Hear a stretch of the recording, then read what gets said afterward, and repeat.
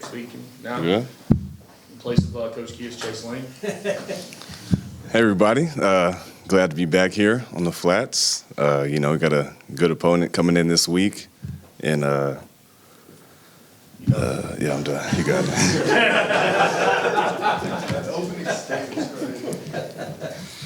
You're like so smooth at this stuff always, man. All of a sudden, you have the lights in front of you. You're not planning for it. These two guys are awesome, by the way. They are awesome. And so lucky to have these guys part of our program now, too. What people don't know with Chase, you might be the first person in history that goes to a NFL, to a rookie minicamp, and gets asked to come back and work in personnel in the scouting office, and then it blows my mind. But he knew where home was. So him and Miles both. See what I said there? Miles. There's no "the." I started recruiting him in 9th grade. There was no "la" on the beginning of his name, y'all. It was just Miles. 10th grade made the change. What, when you were 145 pounds, not 130? 100, Alabama camp, guys. 139 pounds. 139 pounds coming out of 9th grade. So, welcome. The ghost of Bobby Dodd. All right. Again, coming up this week. Excited about playing this weekend. Excited to open up at home. And, okay, this is going to go crazy. Yeah, it's been doing it more lately. Color me shocked. Take two. But no, we're excited to be able to play. Excited to open up, our home stand here and play in front of our fans, play in front of our students. Really hoping everyone comes out Saturday afternoon and to watch our guys play, watch them go out and compete. I think we've had a good week of practice. Maintained our focus in what we have to do. And like I said on Tuesday, we've got a big task to go out there and work to eliminate things that cost us last week. And you have to look at those games always, regardless of the outcome, what you have to improve on and get better at. And I thought we worked on those things this week. And excited to see how they go out and perform on Saturday. It's one of those things where you all your focus goes into one target. And as we move forward, up until the game time, I'm going to talk a lot about targets and target practice, and when you're shooting at targets, and you're not worried what's behind you when you go to a shooting alley or you're out in the woods, but you are worried about what's in front of you. And even if you're doing target practice, you're not going to have anything standing behind that target, right? Because if it goes through the target, right, whatever's behind there is affected as well. But when you miss those targets, now it kind of messes you up for the next 2 or 3 times. So we'll talk in terms of that, but our focus has to be dialed in to that small spot and focused solely upon that. And I think the guys have done a really good job this week of it. So we'll have another day of preparation tomorrow and then be ready to play on Saturday. So that will open with any questions. Go. Does it help when you no one overlooks an opponent or whatever, but does it help that you had a lot of things to clean up from the Colorado game going into this week to keep everyone focused, and that wasn't a clean game up there in Boulder? Yeah, and the beauty of it is there's never been a clean game played.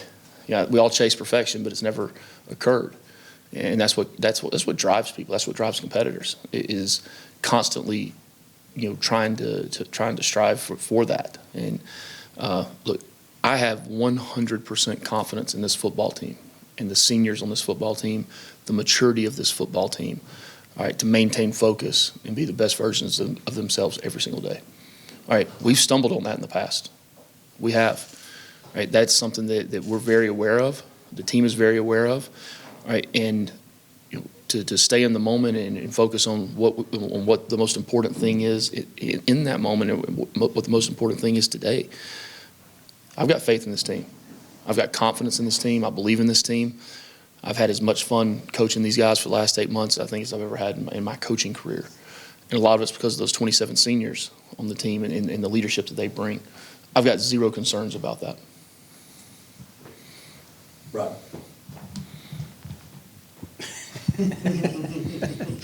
You've talked before about trying to find the right fit for transfers, new guys coming in, and we had a chance to talk to three of them yesterday.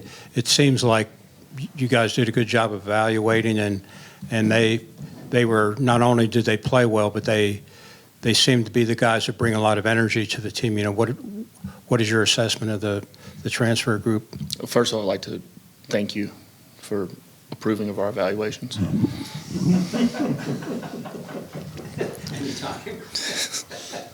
It's like a comedy show in here today. The elevator, the ghost of Bobby Dodd.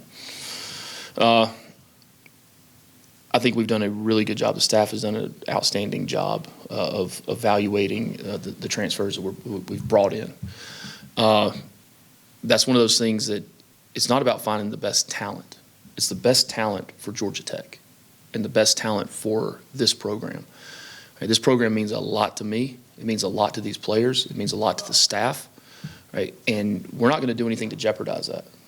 Okay, so we're going to find the right guys, and the countless hours of evaluation that the staff puts in, you know, when it comes to not just transfers, but high school guys as well. You know, I might see 50 guys that come and visit, that I visit with over the course of a week or 2 weeks in those time frames.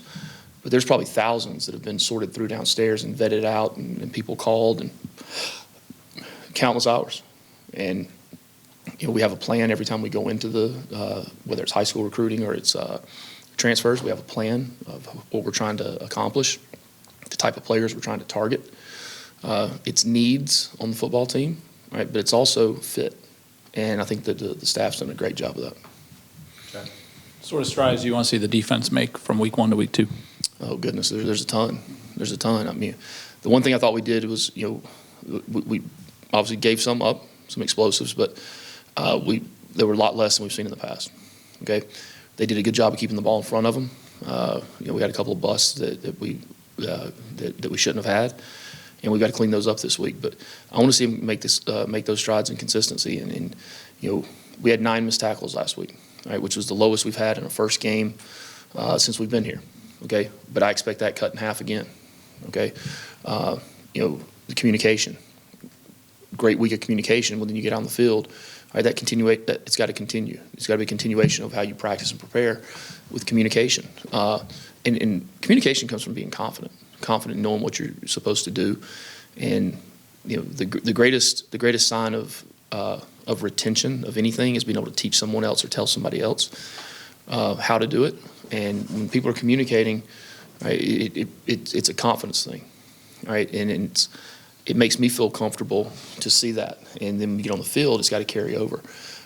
We had some fits that we, you know, should have been inside, we were outside, should have been outside, we were inside. And then there's a lot of technical aspects we've got to improve on every day. You know, the teams that play long in college football, the teams that can get into October, November, and still have great fundamentals, still be technically savvy, be technicians of the game, use their hands, you know, finish blocks, get off of blocks. So that's something we stress every day. Every day we should go out on that field and improve in some sort of a fundamental technique. So you know, we got to continue to use our hands better. We got to close space better. We got to set the edge better. I could go on and on. Things we got to improve on, and all those things were touched on this week. And you know, there were some of them that were huge emphasis because you can't take 100 things and expect somebody in 4 days to get better at all of them. So let's take the ones that are most important right now. Let's master those things, not lose what we've accomplished prior or what we were doing well, and continue to improve throughout the season. It's a long season, and we want it to be an even longer season. Jackson. You talked a little bit about the preparation and focus for this week. Was there any added difficulty coming off of a big win on the road and also knowing who you play next week in terms of just keeping the preparation and focus just on this Saturday? Yeah, it's like shooting targets, right? If you miss that target, you're going to miss the next target. It's going to mess you up twice. I got confidence in this team. I got faith in this team. I trust this football team. I trust the leadership on this team. You know, every game you play in is a big game. And I still don't understand how people do not understand that. Right? I don't understand how people say, well, what you did last week was a big game. I'm not saying just you, Jackson. I'm not, but I'm about one on a soapbox tyrant right there. We get 12 opportunities to go play something that we work 365 days a year for. Every single time you step on that field, it is the biggest moment of that time, of that day, of that week, of that month. Whether it's practice, whether it's a game, there's only so many opportunities we get to go and play in Bobby Dodd Stadium, right? You got to be crazy if you think someone's not going to give it their all out there on that field. I know I sure am. I know I wish I could put the pads back on, right? Most everyone that upstairs in the office feels that way, right, about still being able to play. You don't know when the game's going to be over, right? You got to take every opportunity, and that's why I trust this team, because I feel very confident in that with them. There is no tomorrow, right? Our focus right now is on one thing, and that's the team coming in here on Saturday. With the center position, you start with Harrison, and then Tana came and played after you shifted the line around a little bit. Do you expect to just settle on one guy at some point, or do you think it's going to be a rotation for a while as they figure it out? We discuss that every Monday morning, and we discuss it every Friday night, who and how we're playing guys in the game. And there's nothing, it's not on a whim that we put guys in, right? That's planned out to the smallest detail, in our staff meeting Friday night before the game. I'd love to play, 10 guys. Right? You got to have your guys fresh in the fourth quarter. You play 75 plays in the game, right? That's a lot of plays. Voice of the Yellow Jackets, Andy Demetra. 6 out of 10. Oh, it's already started. Oh, you're getting a jump on this thing now for tonight. Yeah. Oh boy, I gotta get my game on now. You got some hours to work on it. I do, because you're on one right now. I can already tell, man. I got something for you tonight. Oh, another big word? Oh, I cannot. I'm not good with words. I can't spell. So. Anything else? Do you know if Malik or AJ Hoffler will be able to go on Saturday? No. When will you know? Saturday. Yeah. No, like I said on Tuesday, we got some guys banged up. We have more guys back out practicing. Malik practiced yesterday, practiced today. We'll see where it's at come Saturday. But I fully expect guys that can play, they're going to play. Go ahead, Chad. I'm sure Saturday's this weekend's probably another big recruiting weekend for. How's the momentum been in recruiting? Good. There's that lull you have in the dead period in August, which is really good for everyone. It's good for the high school players. It's good for the coaches. Allows everyone to focus on on their team and being the best teammate that they can be, the best player they can be, the best coach they can be. So we're expecting a big crowd of recruits. We've got a lot of guys in the 26 class still, as well as 27s and 28s. It's time to be back out on the road, seeing games and all that. So it's exciting to start being able to have recruits back around too, because we have a really good product. That's why it's so important too for our fans and our student body to be loud from the start until the end. All right, because last year, a lot of the guys we were able to sign in that class, a big part of it was the environment at home football games. The environment at a home football game is so big for these recruits that come, and what happened was they started telling other guys, and they told other guys, and told other guys, and then we get more and more, and you're getting younger and younger guys that come in. Well, now they're becoming Georgia Tech fans, so it all works together. Haynes King's a little bit like a boxer in terms of like between rounds, you'll see him kind of limping and whatnot, but he's tough when the bell rings. He goes in and plays hard. Limping. And just how do you keep him from maybe like overdoing it, or do you gauge him? He's got a practice? governor. He's got a governor on him like a car. Look, these guys, we train all year.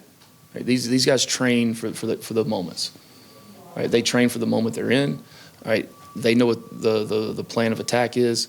I've talked about AJ so much and the job they do in the weight room and the job our guys do in the training room, what Brad does in the training room, what Aaron does with nutrition. Matter of that, Aaron and Katie were the staff members of the week this past week, just based on how they got our team prepared and ready to go. Traveling and playing at a different time zone and altitudes. Like our guys are out there to play. Right? They're laying it on the line, and they're out there to give everything they have for Georgia Tech and to play to win football games. We have a great staff of trainers and doctors and medical professionals and strength and conditioning coaches and nutritionists and all those people that put those guys in that position to be able to go out and play. So we're never going to put anybody at jeopardy by any means, and our guys are prepared for those times. Anything else for Coach?